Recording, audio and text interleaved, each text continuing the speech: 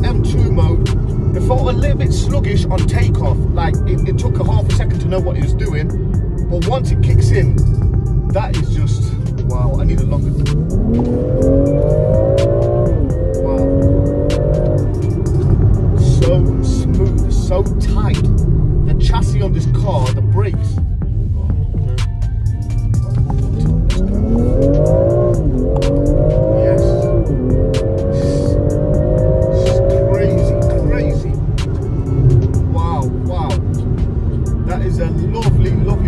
I've driven M5s, I've driven M6, I had an X3M myself, and I don't know, just this feels a bit more refined than my X3M, a bit more refined. All right, there we go, mate. This feels a bit more refined compared to my X3M.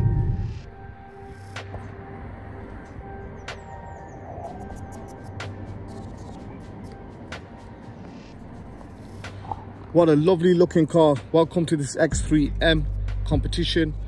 You can see this is the latest model by BMW, by the headlights, the tail lights. It's running 21 inch on contact 6 wheels. The tires, these sport contis are the best thing to be on this car. You can tell they're originals, recommended by BMW. You get this nice size fender on the side that tells you it's the X3M right there. The arches are a little bit blown out on the front, you can see it. The headlights are similar to mine. They have the indicator on here, and it's the BMW adaptive LED, as you can see there. I don't know if the camera can catch that. Compared to the M40, this has a twin spoke grille because it has an X3 badge that's displaced inside. It has a different splitter on the front, as you can see, and these are color coded in on the parking sensors, and the mirrors on the side of this are like the M3, M4, these racing mirrors that they got on these, standard, genuine M signature mirrors, door mirrors, and ultimately it has the extension on the back of the boot, on the back of the spoiler there, on the boot lip on the top. It's a really lovely looking car. We're gonna go out in this today. We're gonna go out in this car. I'm gonna take it for a spin. I'm gonna take it for a drive. I'm gonna see what this car really does. I think this should be quicker than my X3 M40i. This is running 510 horsepower, 450 torque, which is about just under 600 Newton meters. The 0 to 60 on this car is 4.1 seconds. And what more can I tell you about this? Let's get in and find out what it's gonna do. Freak 'em.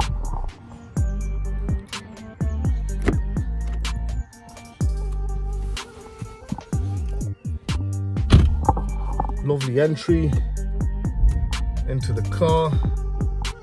Starts up.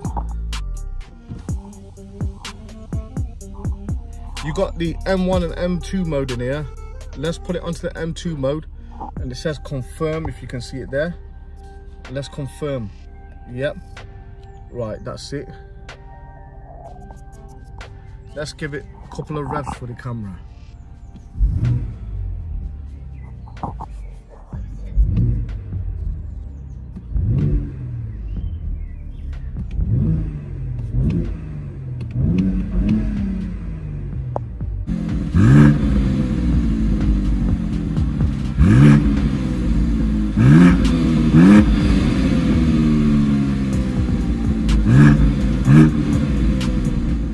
You can see the rev note on this. It's got a soft limiter on, which I've just explained, but also there's no snaps and crackle and pops on this, which is a bit of a disappointment. To get them, you need to really tune it or remap it and take the restriction off, or maybe remove the DPF, and then it will sound naughty.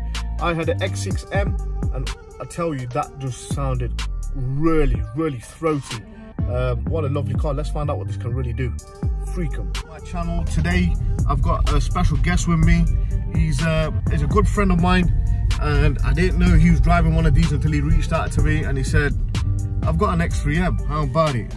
And I said, you had an X3M. So this is the car we're vlogging today.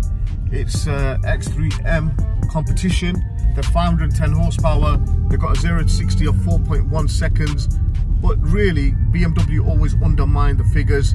I'll introduce you to them in a minute. But this car itself is black. It's a really nice standard X3M. He's not modified it. He's not played around with it. What you see is what you get, and it's just a nice place to be in.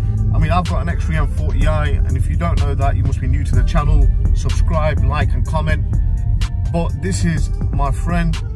You can call him my brother. He shares the same surname as me, and when you see the registration number BR, he wasn't copying me. His name is Billy Rashid. Billy, how we doing? Yeah, all good, thank you. Long time no see. Long time. It's been a long time since we last got together. It's been about 3 years. Yeah, I mean, easily. A lot's happened.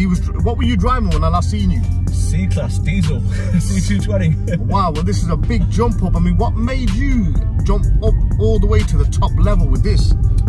You don't see many of these around. You just see, you see the standard X5s, the X3 diesels. Sometimes people go for the 3-litre diesels, pushing around 280 brake.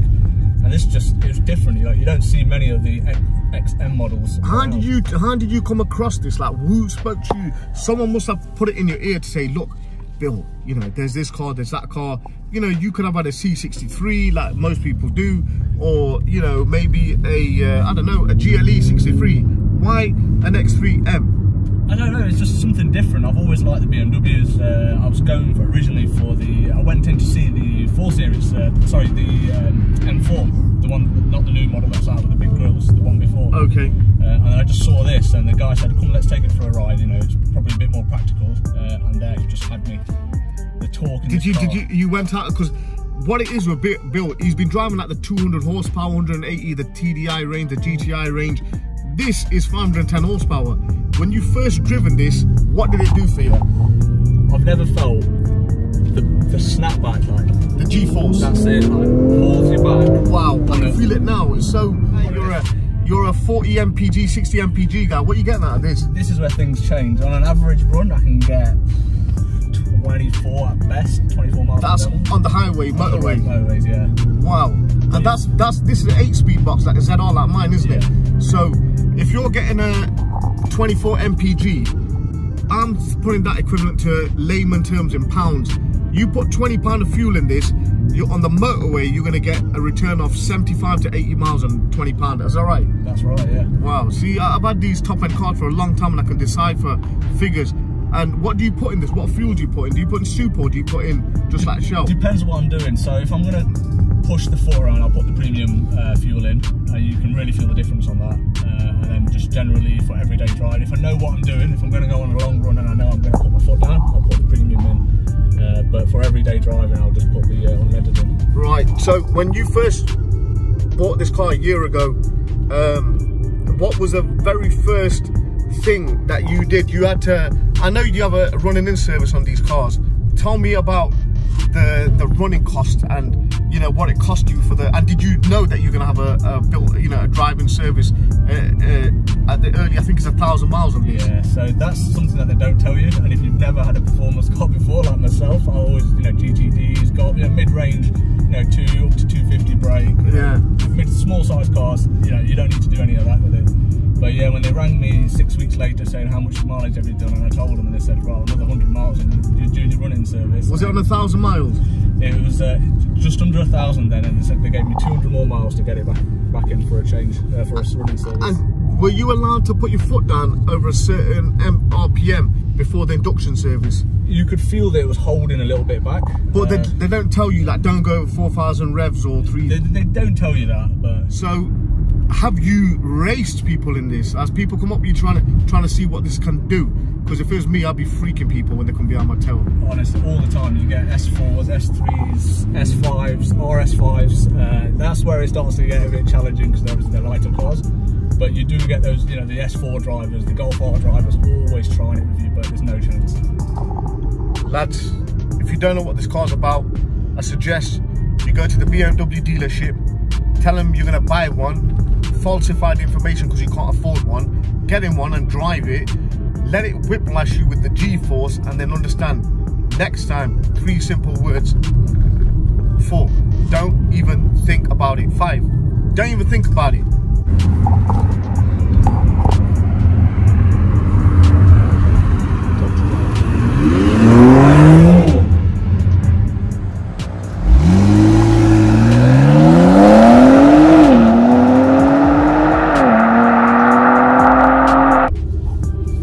As you see, we've swapped over. You thought, where's that good looking lad gone, and who's this guy with the big bushy beard? All right, this is me, Lion AR. We're freaking him right now, and I'm telling you this car, the drivetrain on it, the whole setup inside, just like, I feel like I'm in my X3 because of the height that I'm driving at. It's prominently telling you it's an X3M, whereas mine is prominently telling me it's an X40i, or M40i should I say. So that's different. These 2 red buttons here, the M1 and M2 buttons you see, that's different. Also, just the carbon fiber insert is different. Down here, he's got the black X3M badge on the cover, and the steering wheel, I can see he's got a heated steering wheel, so this has got most of the options, and it's got a heads-up display. Wow, that's a good feature to have. I had that on my S5. Excellent feature. And as we look here, it's got the panoramic roof. That's where you just kind of know this is a summer car. Nice option, nice spec. I like this, I really do like this. But we're going to start towing it in a second. It took a second to spool the turbo up there. Like with my X3M40, it's a bit more instantaneous. I think maybe that's because the displacement of the turbo on these, the displacement, I think it's 2 pipes that come out, is a lot quicker. It just feels like it's a little bit more, it don't need to spool as much, it's a bit more, it feels a bit more supercharger quick, so it's more instant, and this feels turbo quick. That's my first I don't know, insight into how it feels. I like the mirrors on the side. If you just flick it out that way, the mirrors are the M3, M4 mirrors on these, showing you it's the M model, and it's got the Harman Kardon speakers on this. It feels like there's a lot of power under the bonnet, and I think it's the kind of secondary power that my car's missing. It's the 150 horsepower difference, 360 and 510. So I've been driving this car now for about 20 minutes, and ultimately I'm telling you, the car is a beast. It's a machine. I used to have the X6M. That's a 4-litre displacement. This is a 3-litre displacement on the engine. We're taking this bend. Let's see what it does around the bend. Yeah, it's glued. It's glued. It's glued.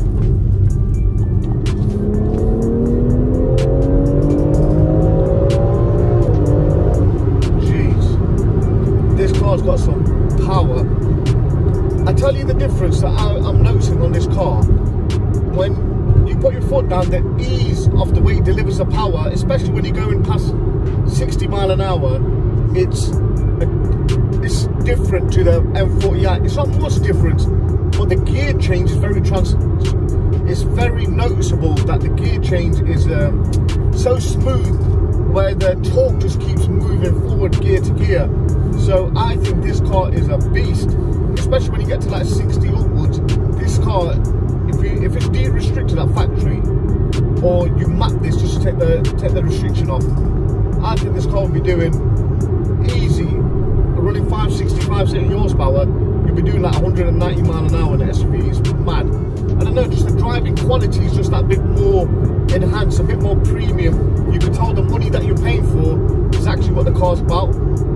Crazy. Put it in front. Let's just show how we've. Wow, that was a click.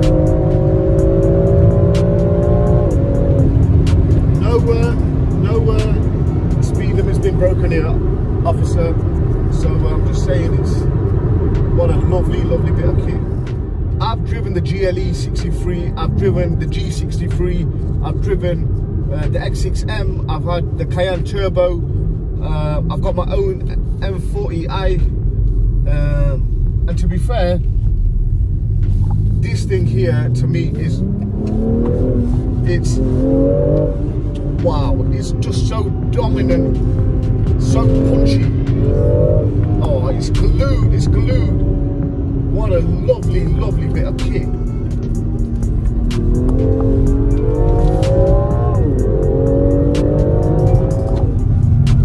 Right, I'm driving casually and this token tries it, so come on then mate, I'm ready when you are. Come on mate, come on.